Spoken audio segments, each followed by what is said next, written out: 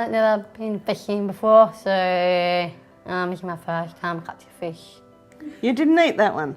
I'm not quite sure what fish we ate, but it's not my fish. I love singing, so I love doing duets and singing and making good songs, and one of my favourite tunes. And duets are good. Yeah. For us at Down Syndrome Victoria, typically a lot of our work previously had been around babies and young children. For young adults today, the probability is that they will outlive their parents. They will be the first generation that will do that.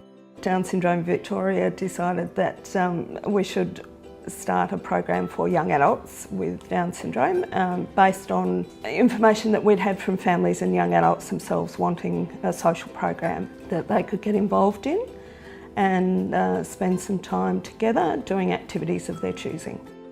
After they finished school, what we were finding was that for a lot of the young adults, they weren't really partaking in social activities. So that really was the cornerstone of what we tried to set up with Club 21. And that will be a whole range of different types of activities, from bowling to going to the football to having a meal at a pub, just things that young adults would want to do with friends and like-minded people. We've got guys that are coming down from Albury-Wodonga.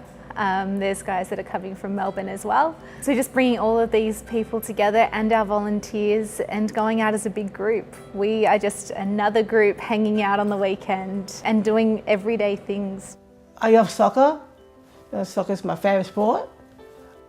We met some of our players and he's my favourite player. So we've chosen to develop activities that are a bit more interesting, we think, and have a bit more of a skill development focus, such as the claymation that Dan's done, where they made a little film based on the puppets that the group made themselves. Yeah, we did. I made it with a Catwoman, it's very fair. Yeah, it was claymation. It's claymation. One of my favourite superhero young time. Do you want to tell us a bit about this day? The boats. Yeah. Me boat, the boat together. Well, my boat kept tipping off and everything, so. It didn't tip over though, I hope. No!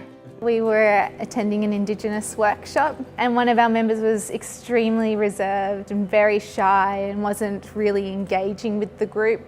And another one of our members took the time, sat with him, they set up their own table and did the work together, which was lovely. I just think it's a fantastic opportunity for young people to get together, make friends, do different activities, and for their families to see that growth and independence. Catching trains, born into the city by myself.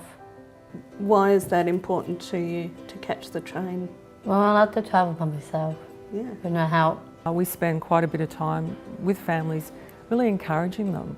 You know, if their child is to be independent, they have to be able to travel on public transport. So, you know, meeting up in a regular space at Federation Square and then setting off together. It's been a great way for a lot of those young adults to become independent. For Dan to be able to travel independently and get out on his own, I mean, it's great for his confidence and his self-esteem. I feel he'll be more confident, yes. Very confident. Yeah, very, very good.